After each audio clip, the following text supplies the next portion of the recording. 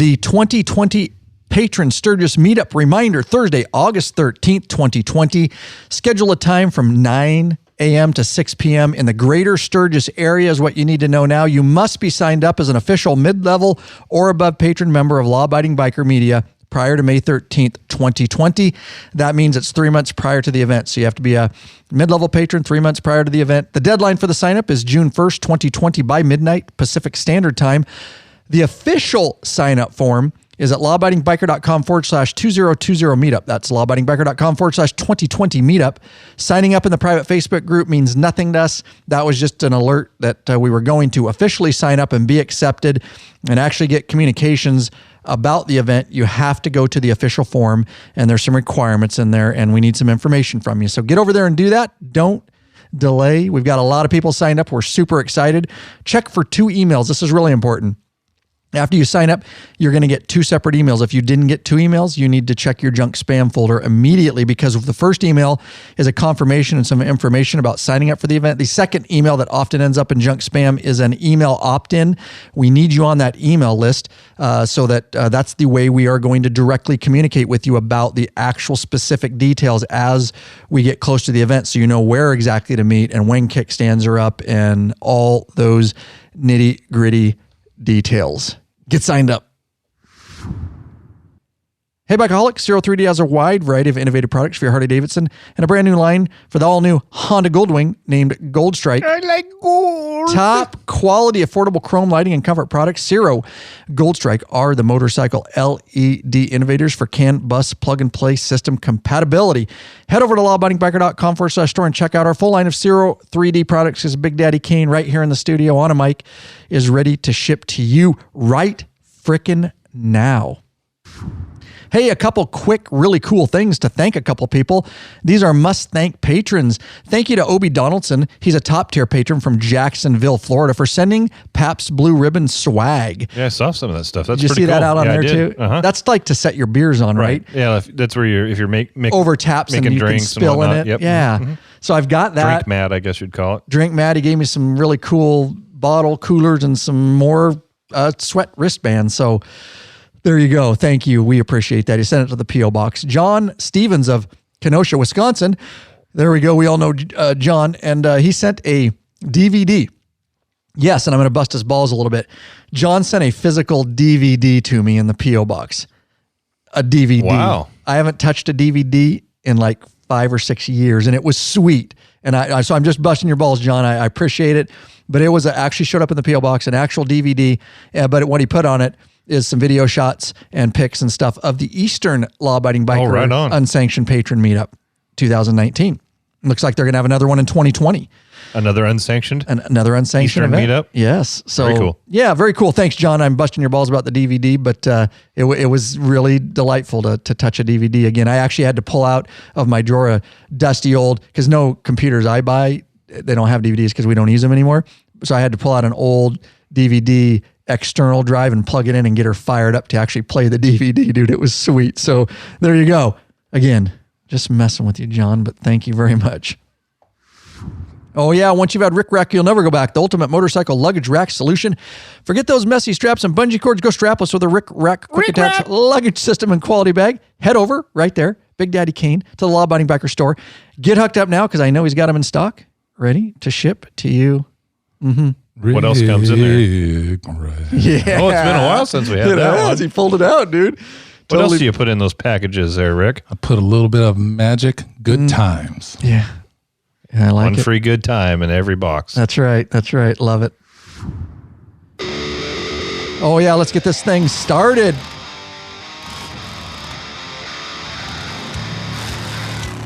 Welcome back, you freaking bikeaholics. This is the podcast for the motorcycle majority, the Big MM, also known as the 99%. Large and in charge of the motorcycle scene more than any time in history by being here, by listening in podcast format, however you're consuming. You are what we call part of the hashtag Biker Revolution. Hey, he's the first one, I think, to put the hashtag in there. Did. Usually your guests just say Biker Revolution. You add the hashtag. Always stepping it up a notch, Big Daddy Kane over there. Well, I look at the patch every day, so. Oh, that's right. There you go. That's right. That's right.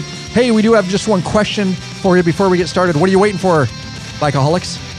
Mount up and let us take you on another wild-ass ride. Woo! There you go. There you go. That's right. Ryan Erlacher here, your host of the Law Abiding Biker Podcast, and your High-tech redneck. There you go. It's been a while. It's been a while. Big step, little girl, you're looking so fine. I didn't have time to think of a rhyme, so I'm flowing this. I'm doing it fresh and free. So come on, you go on a journey with me. Oh, dude, that was nicely done. Big Daddy, I honestly, all jokes aside, I can't pull stuff out of my arse like that. A lyrical poet. Right on cue, dude. So there you go. Big Daddy, thanks for being here. We've got a great episode for you. And of course, right over here.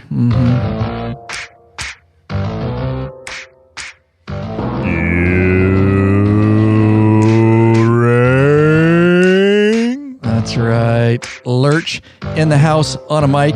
And we've got a great subject for you guys today when we get into our main topic here, which will be shortly. This is a live patron-only broadcast with live chat, and you have to be a mid-level or above patron to get access. And we've got a bunch in the chat room. We've got Russell Roberts and John Manalides, Anthony Peters, and I know Jackson Levitas, I always say it wrong, I know, and Bill Schreiber and Ross Tomes. And thank you for being in here, guys. Make sure you get hooked up as a mid-level patron member if you want to get access to this and access to the ride events and meetups like we're going to do here in 2020 and all that kind of stuff, because we do enjoy chatting. And they also will get this episode and the next episode we're going to do, even though it's not going to be live, they're going to get it right away, and they'll get it in months because we're ahead, and they'll get it months in their patron account before everybody else. It comes out free to the rest of the audience. So being that it's 3 a.m. in Israel and David Schwartz is listening, is he getting this before everybody in the U.S. or after, or is it the same time?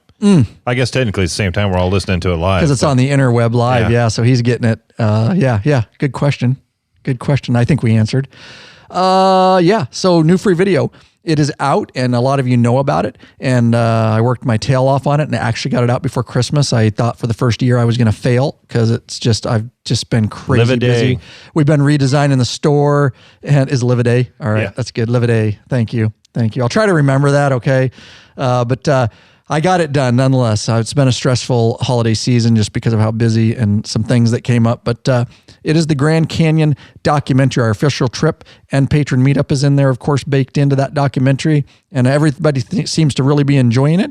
And you can head over to lawabidingbiker.com/grand-canyon-documentary, or just anytime you want to get any of our documentary films. Many of them are free, and 2 of them are for purchase right now. But it's lawabidingbiker.com/ride-now. is how you get to our documentary page. But I know a lot of you patrons have watched it, and you top tier patrons, a lot of you have asked for us to send it free, me and Lurch, and we've sent you a code to get it for free. Yes, we have. To those top tier who get the video access. And there's a couple top tiers that really touched my heart, and I don't have them by name right now, but they literally, because I'm only charging $5.95 for it anyways, they're just like, I appreciate what you do, and I know I'm a patron, but I bought it anyways. And I'm like, holy cow, man, that's unreal. You know what I mean? A ton of work goes into that. So just the generosity of the patron community continues. Just amazing. So we have our sponsors up front. We love our sponsors, but we also, these people are responsible for as sponsors of this episode. Felicia Rawls of Lady Lake, Florida. Steve Scalar of Toronto, Ontario, Canada. And Rick Howell of Muncie, Indiana. And we have Mark Hutchins of Orem, Utah, Phil Fennessy of Corona, California, who's a top tier, and Chris Gilliam of Birmingham, Alabama. I got a test for you, Lurch. How do you say his last name? Which one? Live a Day. Live a Day. See, we're going to get it. Live a Day. He said, no worries, Ryan. I know. I got so many names to try to remember. I screw them up. Live a Day. All right. There you go. That's right. Pledge a certain amount per piece of content. Become a patron, guys. lawabidingbiker.com/patron. And you get benefits by signing up. You pledge a certain amount per piece of content. I probably already said that.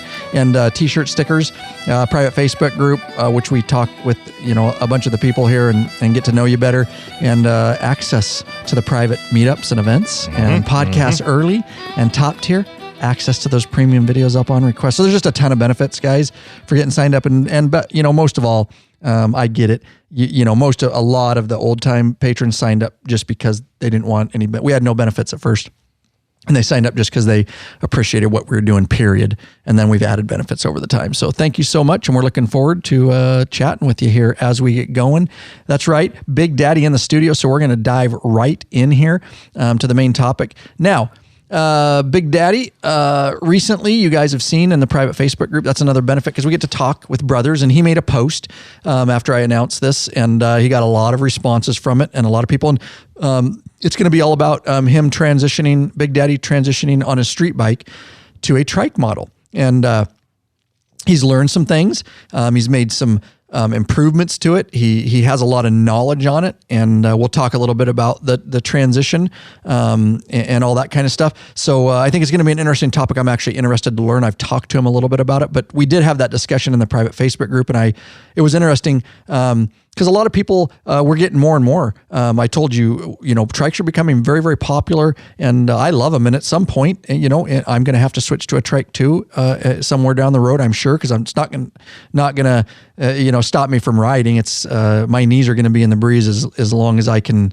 actually physically do that. And a lot of our patrons, even. In the patron events, we've seen people riding trikes and that kind of stuff. So at some point, I'm going to ride Big Daddy's dad, Big Rick. Big Daddy's daddy has a trike, and we're going to ride him, and I'm going to do a vlog, and it'll be titled My First Time Riding a Trike. And I just want to give my first impressions about it, but I'm saving that because we just haven't had time to do it, and the weather's not the best right now. So there you go. So let's dive right in, Big Daddy. So you've been thinking about a trike for a while. We had talked about it. I know you had with me too, right? Why don't you give a little background on that?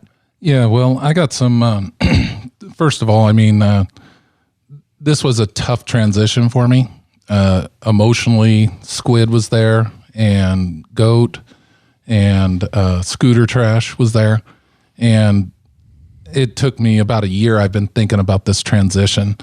And there was a couple, initially it was thinking, what am I going to buy before I retire in 5 years, 3 to 5 years, that I can have paid off when I retire, and something that's going to be long-term.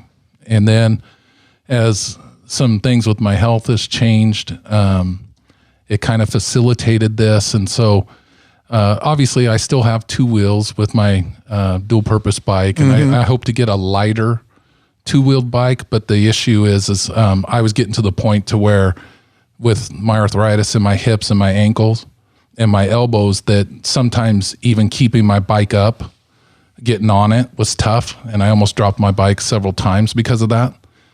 And Cindy, my wife, will tell you that when I wake up in the morning, it's 15 minutes of pure pain between everything, and I've got medications for that, but I've stopped taking them because I don't feel as though it was great. So it was a tough transition, a tough deal to go with.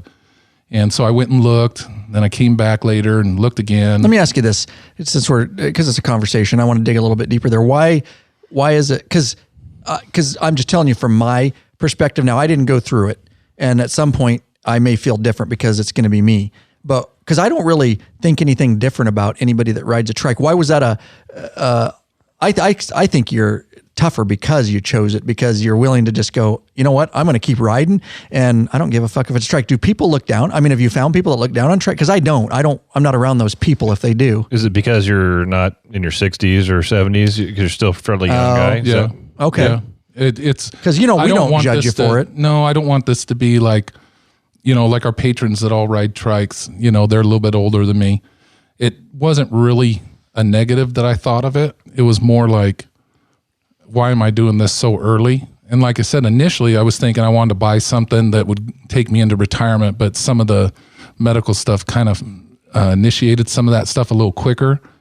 And I can say that if any of those guys that were there with me, they could tell it was really bothering me. There was excitement because you're getting a new bike, but there's some sadness because it is a completely different form of riding that you have to learn how to ride a trike. A lot of people can think that they're just going to jump on this thing and it's just going to be super easy, and it's not. You have to learn how to ride this thing. It's completely different. So when you first get it and you're on it, you're thinking, oh, maybe this was a bad decision.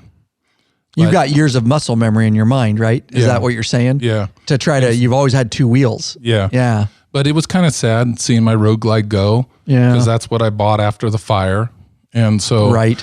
But when you've damn near dropped your bike 3-4 times because your ankles or your hips feel like they're going to give out on you, it was just one of those decisions that I made. Yeah, when I'm cruising down the road sometimes and I see guys on two wheels, I wonder if, I wonder what they're thinking, but it's getting less and less of that. Mm-hmm. It's not a negative thing. It's just, it's different. When you're on two wheels and you see another guy on two wheels, you get that. I sometimes wonder if they think, oh, is this a guy that's never ridden before and now he suddenly wants to have a Harley and he jumps into the trike. And I'm not saying anything negative about the experience. It was just a really hard decision, especially the day that I finally bought it. It was kind of, it felt odd. I mean, Scooter Trash will tell you several times I told him I feel like I'm going to throw up. I'm not sure whether I really want to do this or not. Right. But the staff there at Rattlesnake Mountain Harley Davidson were really good with me. They let me take my time. Brian and all of them were very supportive. Scott initially said, I don't think you should do it because I'm seeing that I'm not sure that you're really sure that you want to do this. Especially seeing like Brian had just bought that CVO and I couldn't buy a CVO, but I was like, oh wow, this, it's a hard thing to explain, but I think all in all, it's been a good decision, but it's been a very intense learning decision because you just don't jump on a trike and start riding. And I would definitely want to dig into that at some point. No, and I get it, and I appreciate the explanation. Again, I'm coming from a stage of not having had to do it, and I'm sure, listening to what you're saying at some point, when I have to do that when I'm older, it's kind of the end of an era, and so I can see how that could be like, I'm not going to ride two wheels anymore, and I've ridden two wheels for so long, and so it's kind of like, so I totally get that side of it. I was just generally, interested. It was more of a, personal thing. And I can see me going through that a little bit too, cause certainly just here in the chat, nobody clearly cares like, Jackson Livide. I need to do the D-A-Y, Livide. All right. Livide. He says no shame in that, Big Daddy and all that kind of stuff. Kevin's got a good question there. Yeah. What's up? You want to know if you ever considered just doing a trike conversion. So keeping your Road Glide and doing a conversion on it. Good conversation. When I looked at the pricing for some of that stuff, it was almost better to just go with the trike with the warranty and stuff. Some of those conversions are, $10,000 to $12,000 depending on how sophisticated they are. And, my bike, they gave me what I think was probably $1,000 over retail for it.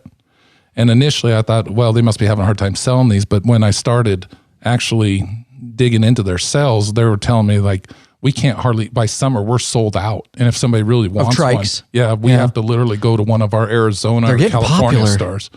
So they just... a lot of people are switching to them before they even need to medically switch to them. They just like them, especially for traveling with a wife or something. I see that a lot.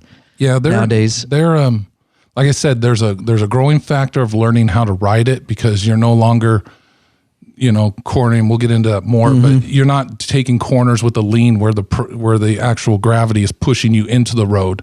You actually have the opposite effects where the centrifugal force is pushing you the direction of the turn that you're going, and you're using your arms a lot more. And so you have to learn that skill. Mm-hmm. Now tell me this. Speaking of the switch over, and then I want to get into in a bit about, what you've learned in some of the mods and different things that you can give advice on. But is there really, if you're looking for the audience that's listening or that's going to listen after the live event, is there a lot of, so we're talking about trike conversions. These trike conversions, the way I understand it, Harley's not making the conversion. These are aftermarket companies and kits, right? Yeah. Let's talk about that a little bit. Well, whatever we know about it. I don't know a whole bunch about those in particular. Harley doesn't make a conversion kit though. No. Okay. A lot of them, what they do, there's very expensive ones that actually eliminate the rear wheel. That's like what the trike is. And then there's others where you're actually still driving off of your rear tire. I've seen and then that. they have the ones there. There's a guy out of the Tacoma. dealership. Yeah, go ahead. Sorry. There's a guy out of Tacoma that makes one now that he says, and according to videos, it looks fantastic, that actually it's a whole conversion of the bike's geometry to where when you take turns, the trike will actually turn into the corners with you. So instead of it being straight, so it and you're leans. doing this, it leans. I had heard like something a about backwards this. Can-Am. Yeah. Some of those the front Right. wheels turn. Yeah, and they do. This guy does that for Harleys, and I've heard that those are around $15,000. So it's not really worth it to me when you can work out a good deal on a brand new one. But that was just for me. If Right. the bike was paid off, then I might have considered that. But I still owed a little bit of money on it. Yeah. Now, so they've got these aftermarket, and I talked to, I've seen a couple bikes getting converted down at the local dealership, and I don't know that the mechanics like a lot of those conversion kits. I've heard them bitch about them a lot because a lot of them stuff doesn't work, and then they bring it back. It's because the kits aren't really. It's hard to convert that over, and so wiring and different things you do, and they're always bitching about those conversions and people bringing them back with problems and stuff like that. So that's just something for the audience that, if you're listening to this episode and it catches your ear and you're like, yeah, I'm actually interested in a trike, or I may convert within the next couple of years. We just want to get as much information out there as we can, so you can make an educated decision on, is it something that you want to do? And we're talking price, and so Big Daddy looked at it from a financial standpoint. The way I understand it is, it sounds like, financially, depending on what bike you currently have and have to sell and trade, I get it. There's a lot of variables there that you might be better off going with the full Harley ready to go. It's made to be a trike. It rides like a trike. It is a trike, and it comes out of the factory that way. So you may avoid what I'm talking about, which is it's a huge conversion to do that to a motorcycle, and you're rerouting and redoing wires and this and that, and some of the problems associated with it. It did catch my interest though on that kit that you talked about, because it makes it ride less like a trike and more like a motorcycle. And I had heard of that. I would be curious to see, down the road, if Harley even is interested in something like that, maybe a trike that does lean. You know what I mean? It's interesting how, I guess I don't know the demand for that. You know what I mean? Yeah, and I think the other thing to consider is the fact that this trike platform has been around now for several years, pre-13. If I don't know how long. I was it goes trying to back. remember that. Yeah, see if you can find that, Lurch. First Harley Trike, Harley Davidson Trike or something. Yeah. So I mean, when I'm buying this, I know it's tried and true. It's a format that's been tested, that's been improved upon as they've needed to. So I think that there's that kind of leaned on me at going towards, a trike from Harley Davidson directly, instead of doing a kit. And I would venture to say that by putting a kit, most of those guys aren't going to have warranties anyhow. But now if you turn around and have to get that fixed, unless you can take it back to whoever installed the kit, you may have difficulty in getting repairs and stuff. Yeah, right. Exactly. And that's the stuff to think about. What now? So it's a 2019. No, 2020. Or sorry. It's my bad.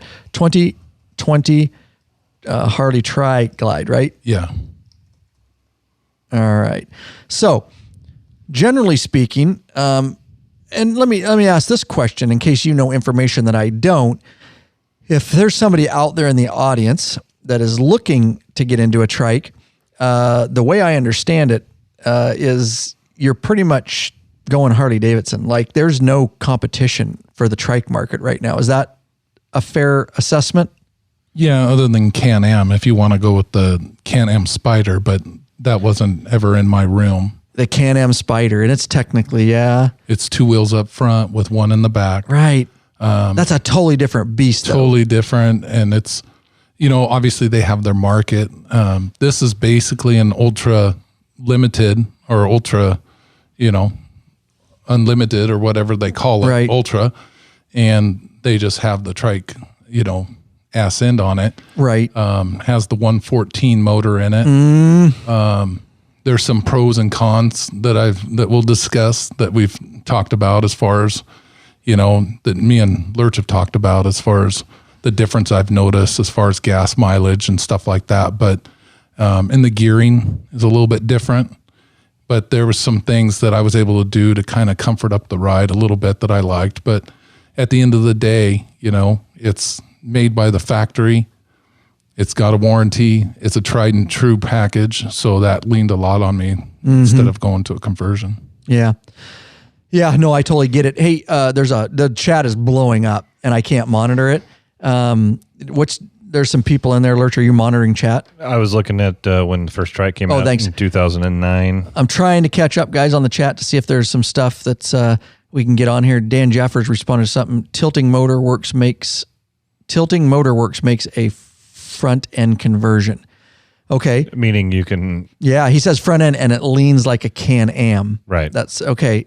Okay, that's good information. So yeah, it's a trike, but it's like a Can-Am. The two wheels are up front. And the two wheels. I saw that down at the dealership. That's one of the ones that I was talking about. I don't know if it was that brand, but I was talking to one of the mechanics with one of those front end conversion, and this guy kept bringing a bike back. I'm not saying it's that brand. It may have been a totally different brand, but was having issues with some electronic stuff working. That could have been how it's installed too. So take that with a grain of salt. Interesting stuff though. And that's what I love about the knowledge. That's why I'm trying to keep up as much as we can to see if we can throw anything else there, because that's how the other question got in there. So, yeah, cool. So they're chatting away about some other stuff too. Yep, so I've been watching. Just took a little break there while I was researching. And it's Did 2009. So 2009. Yes. And then the next big change, I believe, was in 15, but I'll verify that. Now, why didn't you think... They had a Street Glide version there for a little while too. What'd they have? It was a Street Glide. Tri-Glide, or not the Tri-Glide. It was basically a converted Street Glide in what I was reading. Yeah, they've had right now they offer the Tri-Glide, and then they offer that's what a I was CVO model, and then they offer what they call the freewheeler. Yes, that's what I was going to ask you. Which is what Jeff's wife has, and she's been riding for a couple years. That's built on a different platform then, yeah, it's right? a soft tail platform. There you go. Okay, so what's it called? Freewheeler. That's Freewheeler. right. I reviewed it a little bit. Let's see, Harley Freewheeler. So tell me this then. That was my next question. Why didn't you go with a freewheeler instead of a Tri-Glide? Well, I know why, because probably, it's but based on it's basically a soft tail with the trike rear end, and you can put a windshield on it, but it's not with the type of riding that we do. I mean, every year we set goals of at least 10,000 miles, and so in one way, shape, or another. So to me, that wasn't what I was looking for. Plus, the Tri-Glide has all the amenities, the radio, it has the cruise control, it has the batwing fairing, sequential braking. So it just offered more of like the touring comfort that I wanted. Yeah, no, I totally get why you. So if you guys aren't familiar, the freewheeler is the stripped down trike. It's the soft tail of trikes instead of the ultra of trikes. And you can ride those. I mean, heck, we both know that Janet rides the heck out of that thing. I forgot she had the freewheeler year, and you can do that. That's just not what I was looking more for, like to have the radio and the 4 speakers and hook the whim up to it and stuff like that. A fairing, a fairing event, all that, all those amenities when you're riding far for many days cross country. That's the one I would go with for sure. So Lurch Tri-Glide, Lurch has the they did have a Street Glide trike. I knew he was correct in that, but I didn't know when they started or discontinued it. So what are you talking about? There was a Street Glide trike for a while before the Tri-Glide. Now there's a Tri-Glide. They didn't have the trunk, basically. Right. So it was basically your 2 saddlebags were your trunk in the back. They didn't. I shouldn't say the trunk. I forget about that. They didn't have the tour pack. The Tri-Glide offers the tour pack just like the Ultra Limiteds and Electric Glide Classics and stuff. I gotcha. All right. Well, thanks for doing that research there, Lurch. That's what I'm here for. Yeah, I appreciate it. Real producer right there. I'll tell you what. All right. You want to do this real quick, Ricky? Hey, bikeaholics, searching for new and exciting motorcycle products? 03D has the products you dream about for your bike. Check out their wide variety of innovative products for Harley Davidson and Honda Goldwing motorcycles. 03D's got your back with chrome and black parts, lighting, and comfort products. No modifying, cutting, grinding, or welding for easy installation.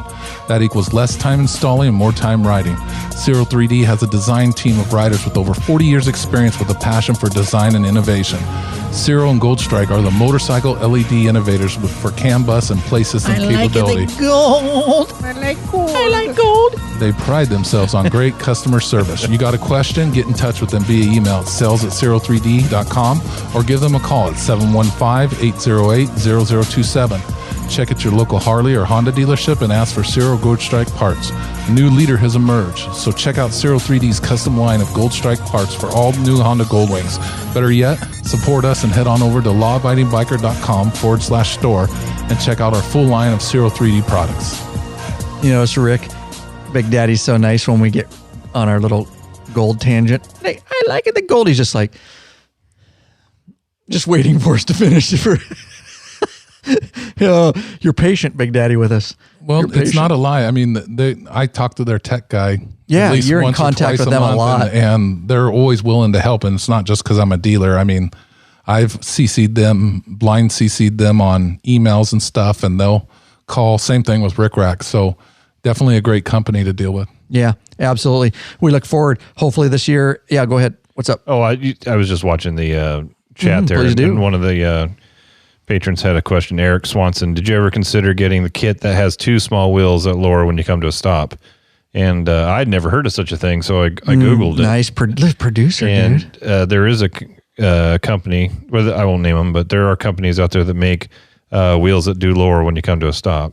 Interesting. But I don't know if that would benefit it wouldn't you have helped with me. your issue. It wasn't being to stop and put my legs down was easy. It was, Right. It's getting on the Lifting it bike up. and then lifting it up Yep. to where was more of the issue. But, See, but that's a good thing for for some him to bring people- up. He's thinking of that because Yeah. that would be a good idea. But for me, like financially, I mean, I got paid very well on my trade. And so it made sense, to kind of go this route. Right. And depending on what the reason you're riding a trike for in the first place, that for a lot of people, that may be a good alternative, depending on, again, yours was, picking the bike up and moving it and stuff like that. So it doesn't make sense for you. That's interesting. They must be like hydraulic and they must sense when your bike is slowing down. Cause what if you stop really quick and they don't go down? Yeah, I didn't really get I didn't get into Yeah. the specifics there. I just saw that it comes down. It basically looks like it mounts to the frame and the two wheels lower. Yeah. I don't know how it does it. Or like if it's manually and you have well, to. damn, now I got to look more. Nah, sorry. While you're chatting. Yeah, that's good stuff. And yeah. Bye, Gary. Gary had to leave. Gary Jackson shoot off and running again. We'll have to watch the not live version. Yeah, next week. Sorry, miss you all. Good night. Yeah, thanks for being here, Gary. And Gary will be at the patron meetup here in 2020. He's helping me organize it a little bit, in fact. So I do appreciate that. He did some scouting for me, and we've already got. Hey, by the way, not to get off track, but that's what we do here. I texted Big Daddy the other night. I officially reserved our. We already have the ride and route set up, so we are going to do a ride at the 2020 patron meetup. It's going to be short. It's going to be safe. It's well outside Sturgis. Like I say, you got to be signed up to get the details at some point. We'll give you those details. And then I had to wait for the venue that I'm reserving. They wouldn't take reservations in 2019, so I had it on my calendar on January 2nd during business hours to call, and I called, paid for it, and reserved it. So we have a really nice venue where we're going to end up at the end of the ride and where we're actually going to have the dinner meetup event, so to speak. So I was pretty happy about that, that I got in as soon as I could. I didn't want somebody to steal it out from under us because it is a really good place and it's well outside Sturgis, so we don't have to deal with that mess. And it's beautiful. We're going to have a ball. So, all right, Big Daddy, you find anything else, Lurch, before we move on? Yeah, this has a sensor, basically a speed sensor that lowers them and retracts them. This particular one anyways. Interesting. Yeah. No, we'll have to, that's an interesting subject matter all on its own. Like, what if you slam your brakes on? How fast can they go down and stuff like that? It's interesting. Yeah. But good to know I that didn't even know they made such a thing. Yeah, me neither. I guess you wouldn't unless you started researching that stuff. And, Right. and needed some assistance like that or something. So, all right, Big Daddy. So now we've kind of covered, Why? some of your options, why, some pricing, some financial things to think about. We've given, some options there. So is there anything else about your buying story that you want to share? Or it was a good experience down at Rattlesnake. And this says the bike starting out is the starting price is basically 35 grand. Yeah, I don't expect you to give the price of what you paid. Did you do any mods or upgrades that would bring that price higher? Yeah, I did a few. I added a rack to the King Tour Pack so that I could use my Rick Rack on travels. Because you don't have the 2 saddlebags. Talk about that. You have the trunk in the back, which they claim is equivalent in space to 3 saddlebags. But it looks about right. Yeah, but I can tell you, you put in one big duffel bag or one big roller bag, it's filled up. So I wanted the extra ability there to have the Rick Rack on the top, so I had them install that. And then because of how the reverse works, and Russell asked a question about that, and we can get into that when I talk about the riding differences.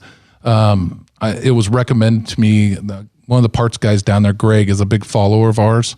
I don't think he's a patron, but I know he's a follower. And he's a trike guy. Went to a trike, jumped on it, bought it, and went right down to Arizona with it. First time he ever rode it.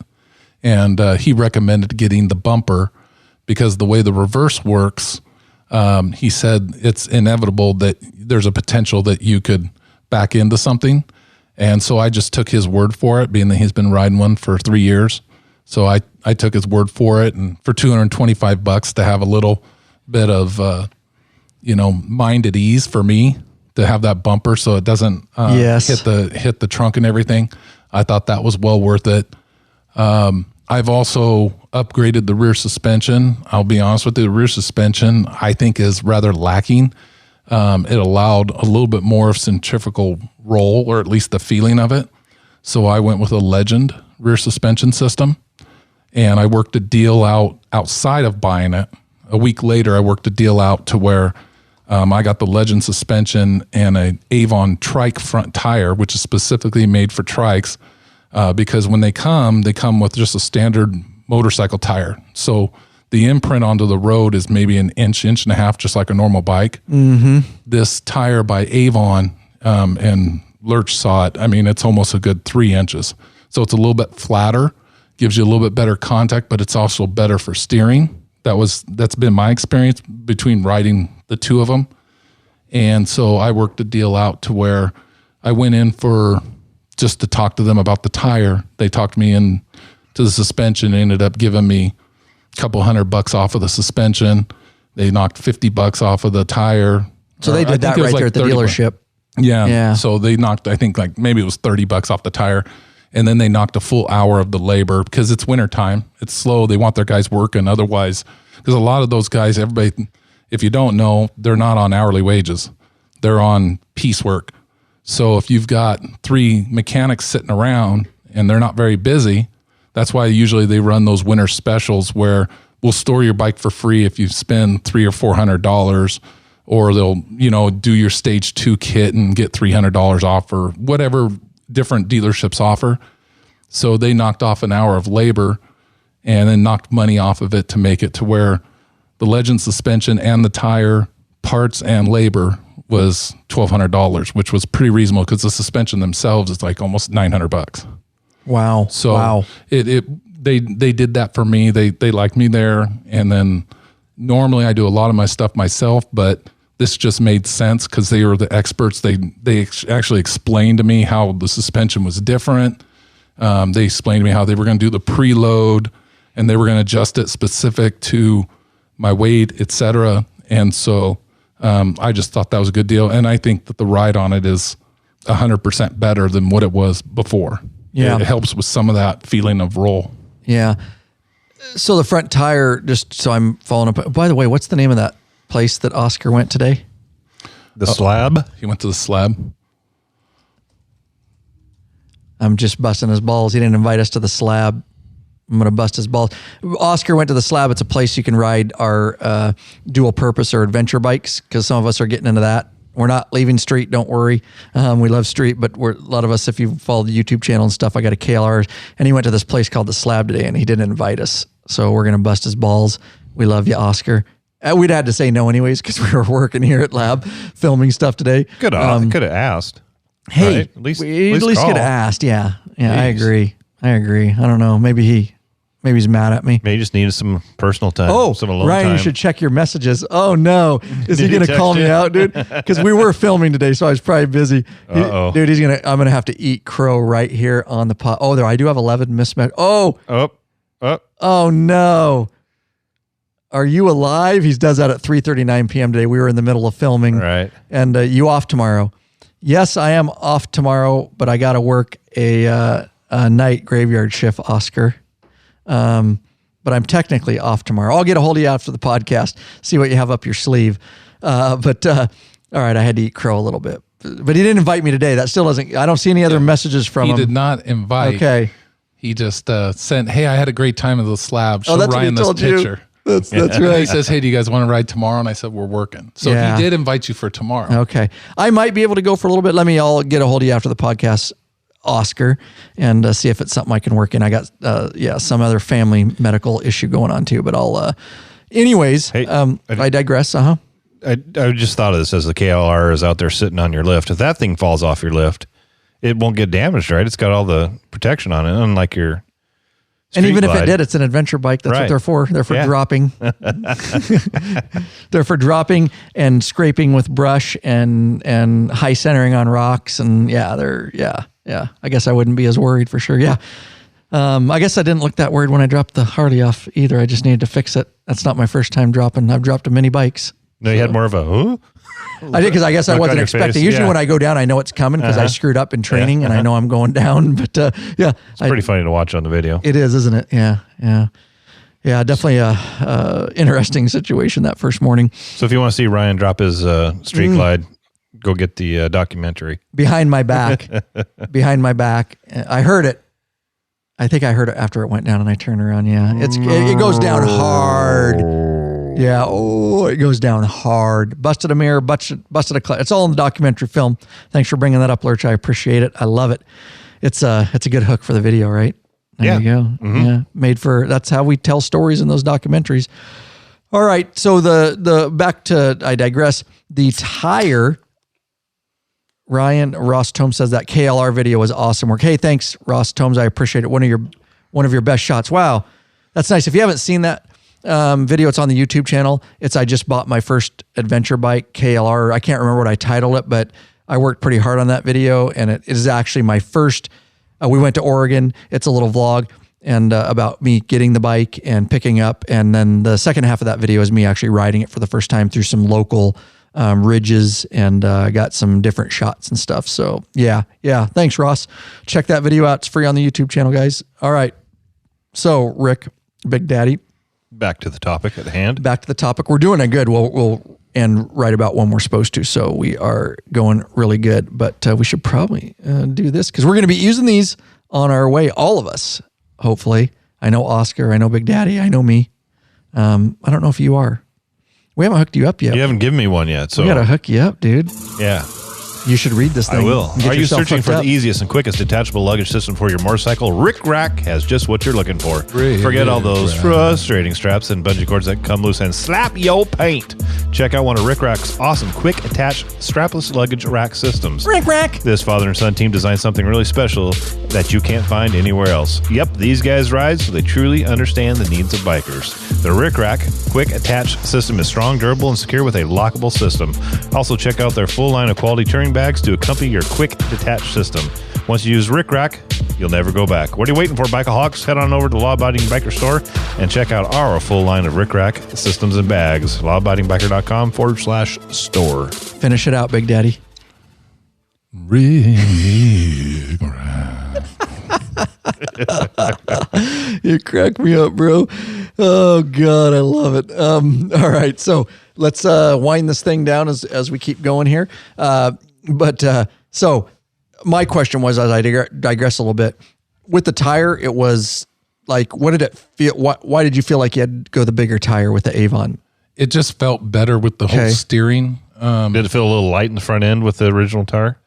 You're a little light light. meaning you know you only got that 1 inch up there. You're not leaning the bike and using all the tire. Before you answer that, I'm just gonna say that Lurch is used to it. He feels light in the front end every day of his life. You got nothing. It's made, my rod's made out of titanium. It's lightweight. All right. Answer that question, please, Big Daddy. It just seemed to ride better and steer better for me. And people who don't know the difference may say that they just got used to it, but it was recommended to me by Greg, and he gave me the science behind it, that truly it is the only tire that's made specifically for the trike. They designed that specifically for that, versus Harley Davidson just puts a regular motorcycle tire on it. And you got to think about the scientific part of it. The trike does not roll. Mm-hmm. So a traditional motorcycle tire is very rounded, and it's meant to be able to roll to the left or the right, depending on your curve angles. The trike doesn't do that. So why have a tire that's made to roll that's never going to roll? And so the patch is smaller, versus the Avon tire is more flat. It's a wider surface area.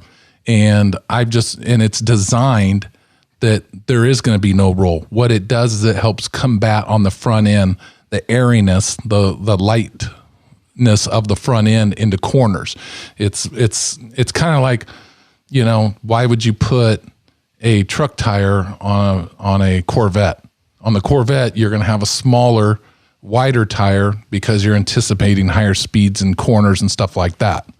So that's the closest I can give it to you. I'm not a tire expert. It makes sense. But that's how he described it to me. And you can just see in the footprint and me riding with it, I felt as though it was an immediate difference. Between that and the Legend suspension, it was an immediate difference to me.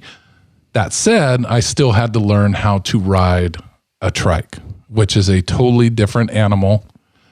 You have notions, I'm 47 years old. And I've been riding since I was 23, and I only knew how to ride one way. I used to do a lot of off-road stuff. And initially I thought it was going to be just as easy to steer as a three-wheeler, because I grew up and I raced. Yeah. Good comparison. I rode, I raced three-wheelers, but it's different. Three-wheelers, bro. Yeah, with the three-wheeler, you get on the gas, you're spinning the tires a little bit too, so you drift probably a little bit more. Plus, you're usually on dirt. Yeah. When you rode three-wheelers on roads, they acted weird, but when you rode on dirt, they'll slide the front tire a little bit. Yeah. And the rear will slide. Yeah. Yeah. Whereas I imagine your trike. Those have been outlawed. They should bring a comeback. My brother ran himself over with a trike. Dude, a three-wheeler. Who didn't crash on a he three-wheeler? fell off and the thing was And we wonder why turned, they're so outlawed. It came around and ran If you over weren't top of crashing, you weren't riding. If you weren't crashing, you weren't riding it hard enough. That's right. You didn't get any better. I mean, a lot of paralyzed people and dead people because of three-wheelers, but I enjoyed them. Pussies. I enjoyed them. I never died. I crashed all the time. I didn't die. They were just picking off the weak. Yeah, jeez.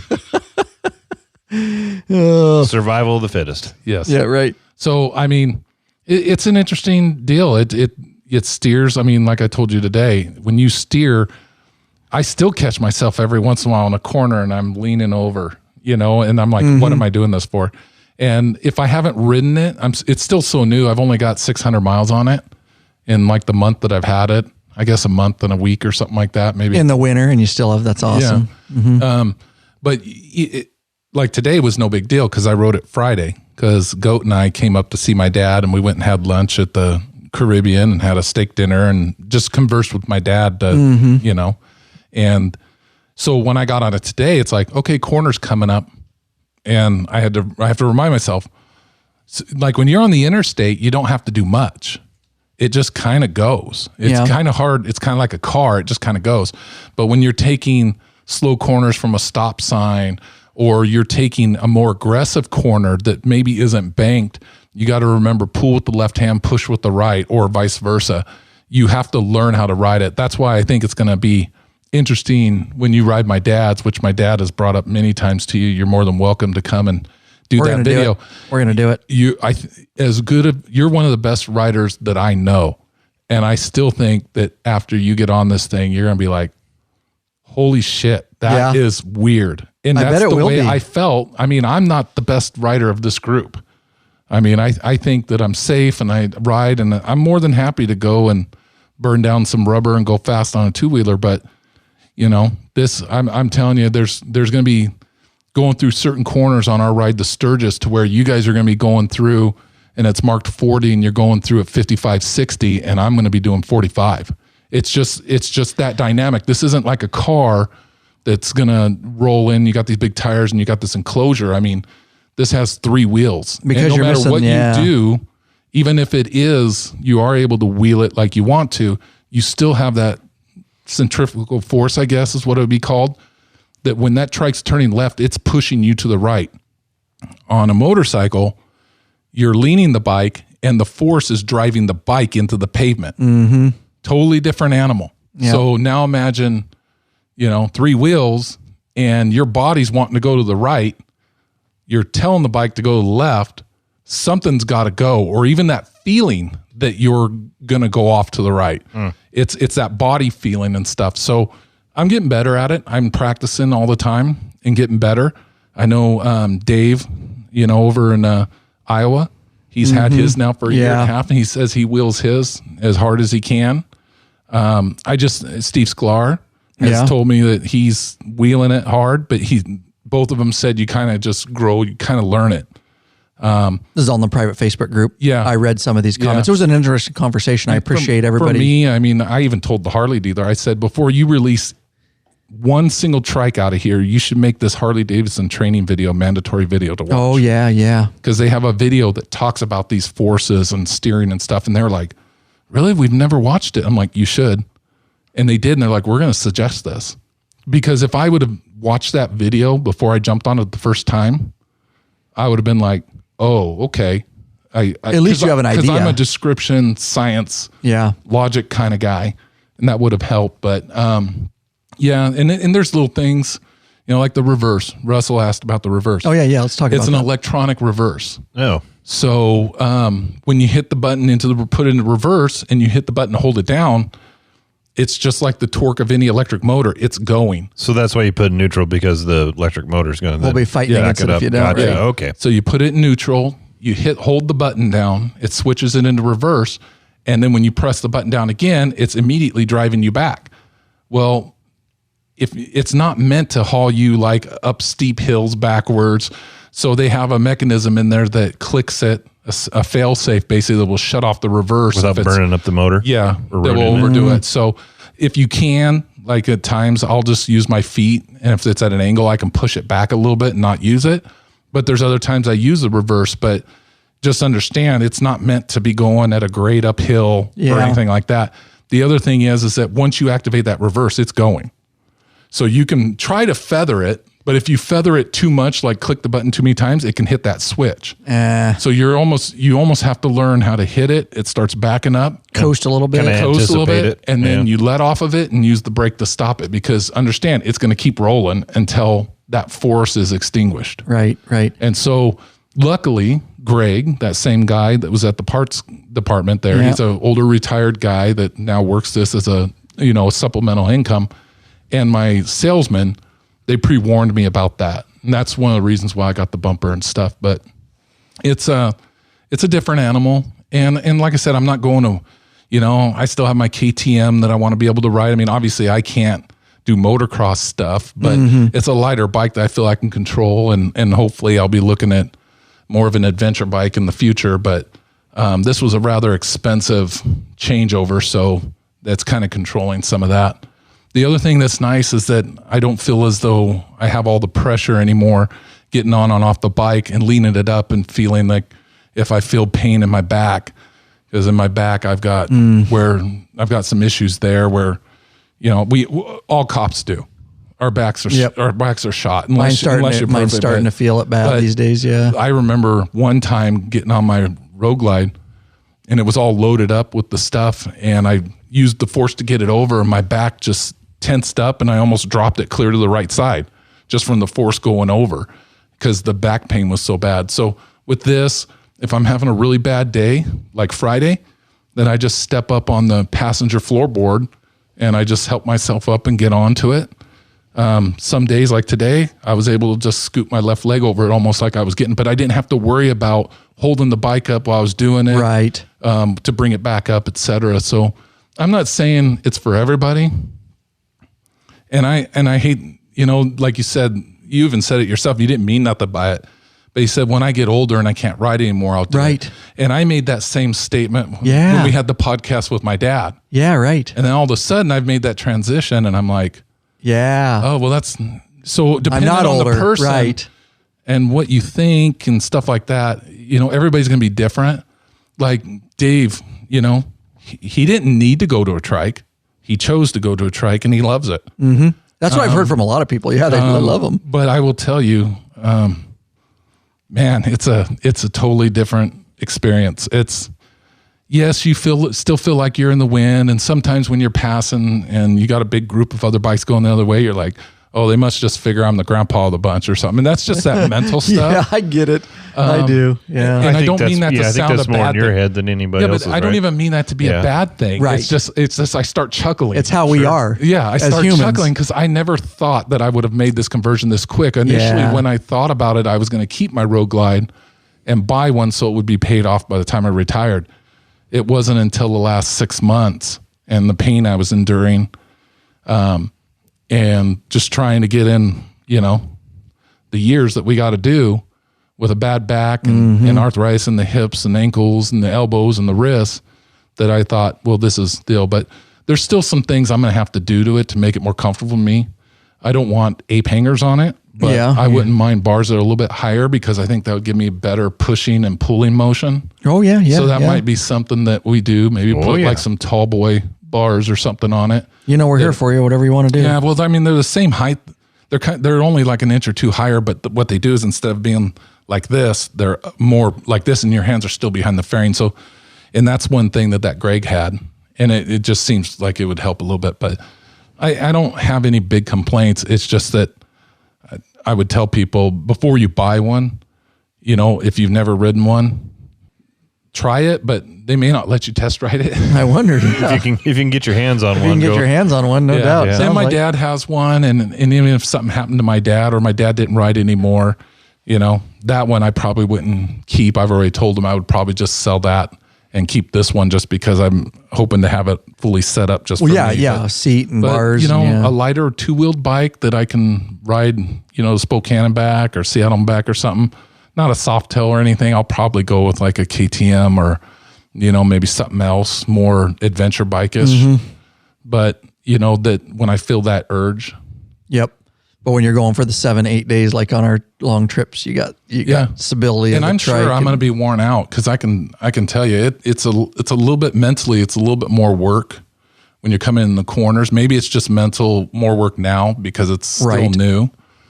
But it seems like, you know, you definitely, you know, need to be on your A game because if you're not familiar with the terrain and all of a sudden the corner's a little sharper than what you expected, and now it's all in your hands. It's not like you can lean your way out of it. Right. If you don't steer your way out of it and slow down, you can potentially crash. And those are the little things that I never really worried about on a motorcycle, two wheels. Yeah. Interesting stuff. What's going on in the chat there, Lurch? Anything that we need to bring up? I see they're just blowing. They're talking about working out. Oh, they are. Okay. Yeah. All right. Well, that's good. And I saw some other people with back stuff going on, you know, as we get older. You saw me bend over for a part today. Oh, yeah. And you called me out on it. You're like, oh, I do it too. You're getting old. I was like, oh, God, because it just gets kind of bending over stiff. And I was like, geez Louise, I'm getting old. Oh, God, such is life. We can't stop it. There's nothing we can do about it. You pop a wheelie on that bad boy? I don't think so. I wonder with the, you know, two wheels in the back. Does one drive? Does both drive? Does it have limited slip? I haven't done any research on locked?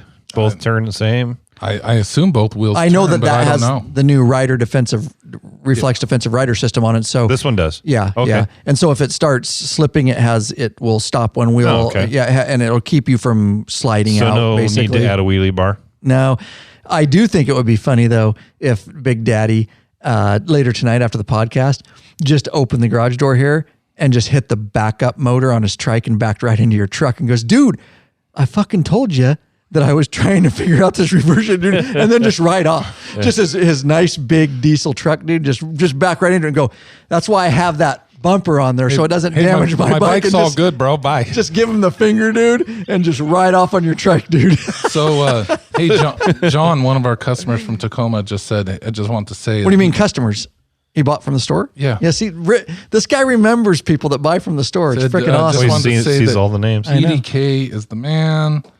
Talk in your mic. Love the service. I can't read and look through this damn yes, mic. you can. Just want to say that BDK is the man. Love the service. I get one by him from the store. Hoping I get to ride with you guys one of these days. He's the one I was telling you today from Tacoma that his headers were back ordered. It was supposed to be 30 days and then it turned to 60 days and they're on their way here. V&H stuff? Vance and Hines? Okay. Yeah. So they're supposed to be here on Tuesday or so. So I already printed the label for him because I know the dimensions and weight. So he's going to be getting those. But he's been patient. But at least that's the thing. If you guys buy Vance and Hines stuff through our distributor, we're dependent on what they have in stock. And if it's back ordered, like in this case, they told me December 30th, and then December 30th became, or excuse me.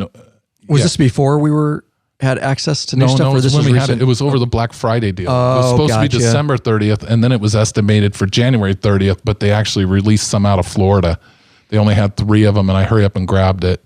Because it doesn't, if you back order, it isn't automatically going to ship out to you. You have to go back in and track it. So he'll be getting that. So I appreciate that, John. And of course, Russell saying, hey, I've been there and I see what they do. We do our best. Just remember, we work full time as LEOs. And then we turn around and work full time, basically doing this. So we appreciate your guys' support. We absolutely do. And if you guys haven't been, I'm going to announce this and then we're going to take it out here. But we have painstakingly over the last 3 months completely did a website redesign. It's been a nightmare for me, guys. I'll be quite honest. I'm tired on top of everything else and trying to edit the documentary film in between website issues. I will tell you that 99% of the store is done. You'll see how clean it is, how easy it is to navigate the menus, what parts you need. It will give you links to if you need an adapter for something. I went through every single listing, hours and hours and hours. And of course I had developers helping me actually redesign the site, but I did all the listings. Anyways, make sure you go check it out. Now that we've got it redesigned, Big Daddy knows we've got something coming up here in the next month. And then we're going to start adding some products. We've got a whole bunch of products and we're going to be very meticulous about what we add and how we add it because we want to make sure it's stuff. We don't just want to add everything because we want to make sure it's stuff that you guys are interested in. So we'll be having those meetings here at Law Abiding Biker Media. So keep checking back to the store, pass it around, check out the new design, let us know what you think. And hopefully it's easily, like I say, navigable and hopefully it's clean for you. And we're pretty excited about that. I'm excited because it's been a haul. It's been a haul, Lurch. Yeah, I've seen the emails going back and forth with the person you're working with. I think last I saw was 94 emails. It's a 94 email thread. I bet you're right. I haven't looked at the numbers. And we're still working out some minor bugs on some Titan lift stuff, but we're getting it squared away. That's just part of a website redesign. When you do that, you're going to have issues. There's going to be problems, and you just have to take a breath and work through them. And it's going to be worth it in the long run for you guys and for us. So, wow. Big Daddy, I appreciate it. I do appreciate it. It's good insight. It is good insight, and I appreciate it. I know it can be a little emotional, and I'm glad you opened up. This is the kind of stuff that means a lot to people that are thinking about trikes, and it gives me a lot of insight of maybe some stuff I didn't realize. Real quick, I want to thank, we love our patrons. We love our patrons live here. We appreciate you being in the chat. We love chatting with you live. We love giving you stuff months before everybody else and all the other benefits you get. But if you can't become a patron member for whatever reason, you want to give a flat donation, of course, we never balk at a flat donation. So we just want to thank the following 3 people for a flat donation. Thank Charles Schlottman of Casa Grande, Arizona, Four Seasons Synthetic of Scarborough, Maine, a substantial donation, and Elias Casanas of Lawrenceville, Georgia. Thank you very much. lawabidingbiker.com/donate is how you can do that. And it helps put a little fuel in the Law Abiding Biker gas tank. Guess what? I got a call to action, bro. Yeah, go for it. Call to action right now, man. Hey, you guys, patrons especially, remember we have that sale, 15% off on the 96 to 13 cup holders. It's a special deal for you guys only this month. And 0 cup holders, right? Yep, and it's just for you guys on the 96 to 13. And also remember, we are a Vance & Hines dealer now, so anything you need, even if you don't see it in the store, it's going to take us time. Send me an email and we'll get you set up. We're trying to list as much as we can in the store with our Vance & Hines, but sometimes there's specialty stuff that just isn't worth listing because not very many people buy it. You can hit us up, Big Daddy right here. Guarantee it. You heard it right here in the chat. He will take care of you, and he will be able to get it and get it ordered up. We got access to everything. That's part of us adding stuff to our store. And we appreciate it, guys. We're trying to keep it real. We get some once in a while, some comments. Every once in a while, not very often. It's very few. Just some people, Less than 1/100th of 1%. Yeah, we got to monetize, guys. You guys know that through Patreon, through the store. We just would never be doing it. And we're going on 7 years. In March of 2020, it will be 7 years, guys. And there's no way we would do that. You see YouTube channels fade. You see podcasts fade. It's called pod fading, YouTube fade.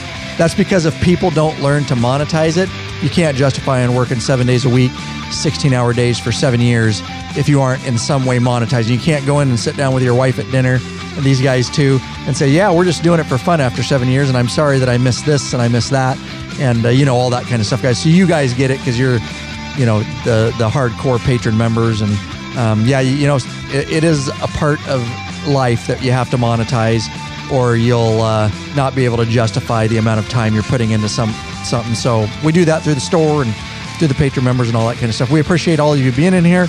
Don't forget, get signed up for the patron meetup. The sooner the better, and we look forward to it. It's going to be Lurch is going to be there. Lurch is coming to Sturgis this year. Yeah, and I got the whole time off too. I don't have to cut back early. Dude, it's so nice. You're going to have a ball. And hopefully we were talking about it too. We'll get information out, but we'll probably have something where we're in a booth for certain times and stuff like that during the Sturgis event, where we'll be in a booth. And, maybe if you're there. Did you out-talk the outro? Always. And then not always, actually. I'm pretty good at it. And thanks, Ross, for the safe ride home. A lot of you guys don't realize that I'm an hour away and it's 35 degrees and it's going to be windy, 40-mile-per-hour wind. So that's how much I care about this process, and we appreciate that support. Absolutely. You heard it right there from Big Daddy.